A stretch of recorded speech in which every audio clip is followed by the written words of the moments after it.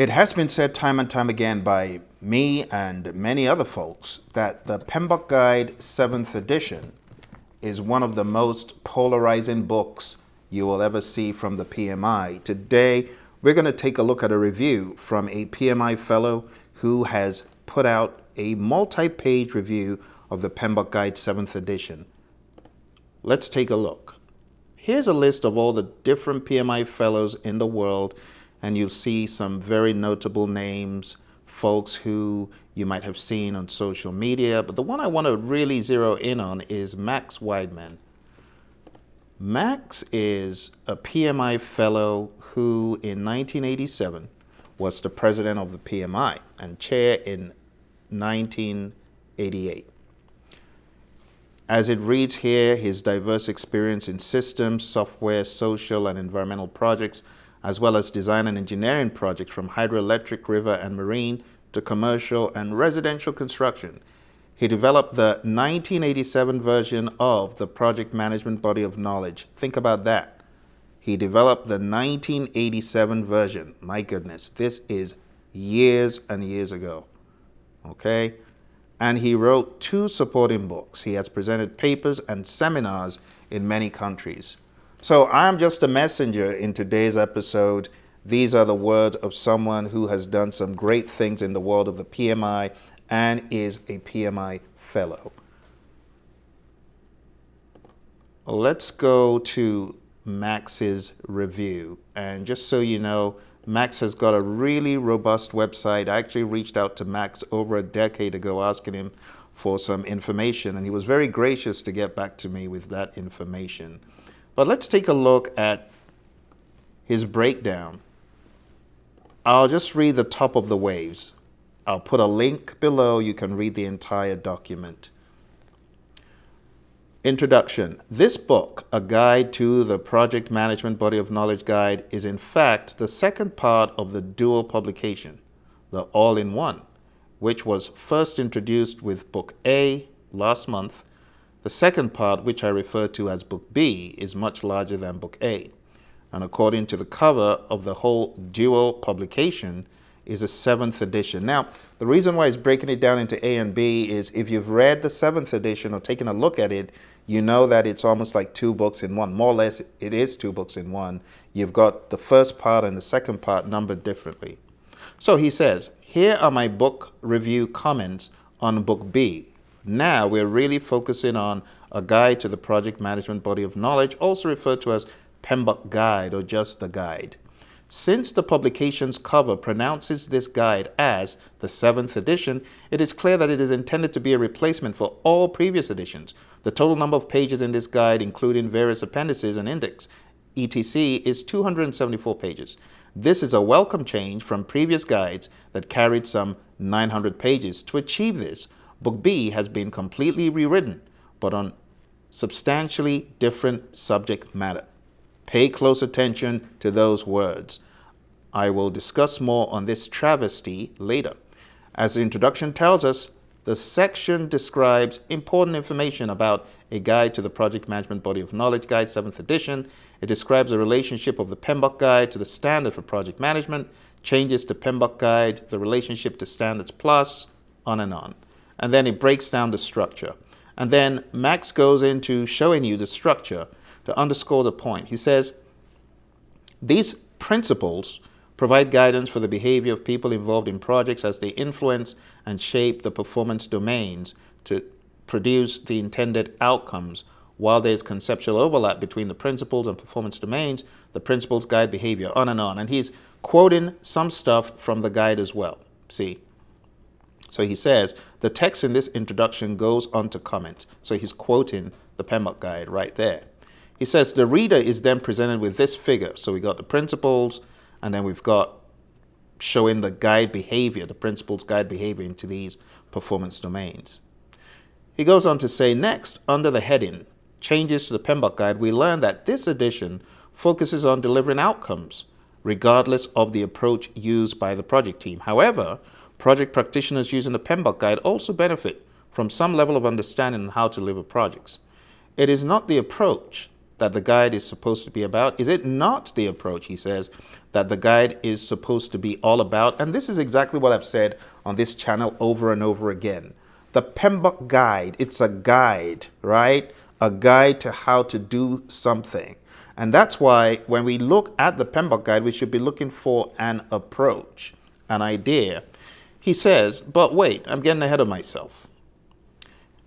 A point that I found really, really disturbing, he says, the contributors to this edition were no doubt many and various. However, the actual writers of this book, B, are not separately identified from the list of around 770 contributing volunteers and the 7 staff who were responsible for putting the 2 books together. Indeed, one is left wondering, who is responsible for this massive shift away from the content of previous PMBOK guides? And that has always been my question. Who on earth was responsible for this, and why were they allowed to wield so much power without other members of the PMI weighing in? I certainly wasn't called to weigh in, and I believe stakeholders should all be called to the table because it's a non-profit and the PMI has thrived on having member contributions, even in the PMBOK guide. So this was rather strange. He talks about Book B structure. He says the contents of this Book B are set out in 4 chapters, each of which are subdivided into sections that in turn are divided into subsections and often beyond. The table of contents is not found within Book B as might be expected, but instead a follow-on table of contents at the beginning of Book A, the chapters and top-level sections as follows. Max brings out some really great points. If you're making a Book A and a Book B, wouldn't it be prudent to put the table of contents for Book B with Book B? Instead, it's in Book A. You see how disjointed this is presented? And then he goes into what is at the very beginning of Book A. So we see all this stuff, all the breakdowns of Section 2. He says, Section 4.7 has but 1 paragraph, starting with the observation that different artifacts are more likely to be useful in different performance domains. This paragraph is followed by 3 pages of Table 4-3 that attempt to show mapping of artifacts likely to be used in each performance domain. The Book B has a total of 196 pages, excluding the subsequent appendices. The publication as a whole has 5 appendices, a glossary. Interestingly, the first appendix 11 has, or X1, has 10 pages listing over 770 PMI contributors and reviewers. Of these, 14 are specifically listed as having input into shaping the content of the standards and or the guide. So what we liked. The book B called PMBOK Guide certainly presents a lot of good advice regarding appropriate individual performance or behavior. This advice should be especially helpful to anyone engaged in work that involves extensive communications, whether electronic or otherwise. In fact, the introduction in Chapter 1 of this Book B describes the structure of its Chapter 2, the largest chapter in the book, as follows. This section identifies and describes 8 performance domains, project performance domains, that form an integrated system to enable delivery of the project and intended outcomes. That's good to know. In a graphical representation, it makes clear that 12 principles of project management are behavioral expectations. This guide behavior feeds into 8 performance domains as listed under Chapter 2.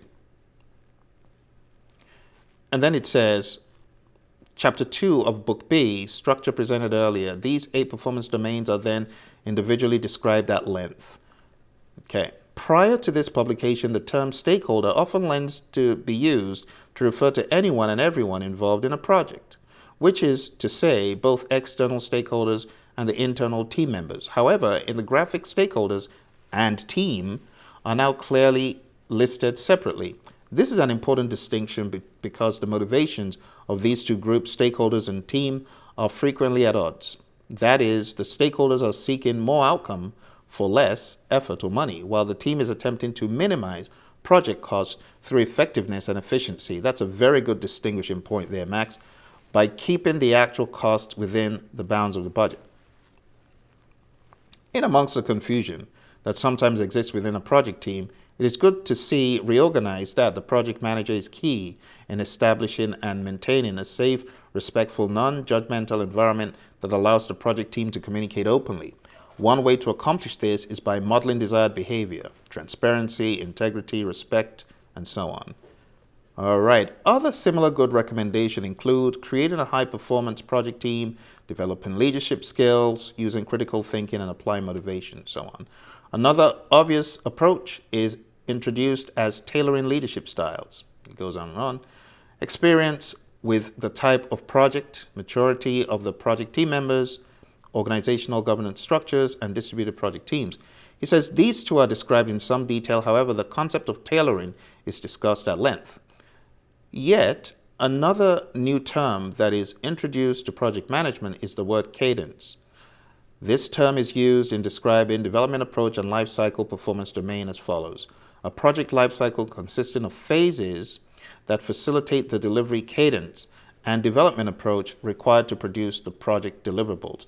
Now, I really didn't see this the way Max has broken it down. Now that he has mentioned it, the word cadence and then talking about phase may be a slippery slope for many. He says, for those not familiar with the musical term, cadence means to end or return to the beginning of a piece of music. However, here, the term is redefined in the text as meaning a rhythm of activities conducted throughout the project. Either way, a project is supposed to progress from beginning to end through a series of activities that vary considerably from beginning to end, especially through progressive phases. Indeed, that is a whole point of genuine project management. However, while this usage may be useful in describing the process involved in a limited number of particular types of projects, personally, I think this term represents an unnecessary intervention into well-established project management terminology. So he has a point. Don't mix these two things, right? I don't believe the word phase, cadence is a very good mix, because we're talking about very different approaches. Agreed. Then he says, in general, the text is written in a clear style, even if unnecessarily verbose at times. All sections and subsections are carefully numbered, even down to 4 digits or layers. They all contain good, easy-to-read content in the selected 8 project performance domains as listed earlier. While the principles that are presented may be questioned, what then follows generally represents sound advice, which is effectively at an introductory level. All right. And of course, that is from Max's perspective. Remember, he is a PMI fellow after all. Now, let's talk about the downside that he presents here. Let's be quite transparent. The title of this book is written in large letters on the cover, thus, A Guide to the Project Management Body of Knowledge Guide, 7th edition. Unfortunately, I argue that the contents of this book B, as it stands, are nothing of the sort. Think about that. Let that stew for a second. The creator of the 1987 PMBOK is telling you that it stands for nothing of the sort. I would be inclined to stop right there, but maybe the uninitiated reader deserves at least some further explanation. For the record, I was the initiator of the term PMBOK, and not surprisingly, this moniker stands for Project Management Body of Knowledge. It was years later that the PMI chose to register the name with that registered R trademark. A little bit of history. At the 1977 annual PMI conference, my goodness, Max, that was before many of us were even born. 1977. I remember where I was in 1977. I was nowhere near the PMI, my goodness. Talk about an OG in project management. Much respect. At the 1977 annual PMI conference, there was a push to introduce a project management certification program. However, it was not until 1981 that a more determined effort was made by the past president, Matthew Parry, and others to present the PMI board of the day a proposal to identify a body of knowledge of project management. This proposal was to define such a body of knowledge that would establish project management. Hey, watch this. I love this one. As a unique discipline. It's unique, all right? So stop trying to box project management into something else that it's not, right? And eventually, as an independent profession, indeed a substantial body of identifiable and independent body of knowledge of project management, PMBOK was necessary for purposes of instruction, examination, and certification standards. Thank you, Max. A project was started to assemble such a knowledge resource. When it was realized that a terms of reference was required on which to build, it was worth noting the answers that followed, namely, objective, to establish a systematic model, framework, structure for a PMBOK purpose, to organize and classify, to integrate, to correlate, to store, to retrieve, to build on what we have. Characteristics: simple, logical, saleable, comprehensive, compatible, systematic, understandable. Based on these criteria, there emerged a consensus that a number of uniquely distinct special skills or performance domains existed. This was hardly surprising because at the time, a number of competing organizations were eyeing the possibility of adding some basic material on project management as a sideline to their existing turf. Consequently, members of the PMI at the time had to tread very carefully to ensure that their selection of content did not obviously tread on anyone else's toes. And when we talk about those organizations, we're not talking about training organizations or others like the PMI. We're talking about regular organizations. The study and development of content resulted in the following body of knowledge content: the framework, a discussion of life cycles and the typical activities encountered in each of 4 phases. Scope management consisting of 6 elements. Quality management consisting of 11 elements. Time management consisting of 4 top elements divided into 17 sub-elements. Cost management consisting of 4 elements.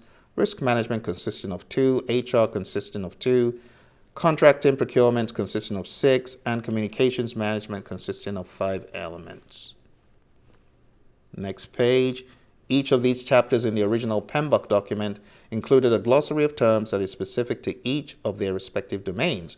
A reprint of that document is available at Max's site. It is very important to note here that each of these topics listed is specific to project management alone, but not specific to any particular industry.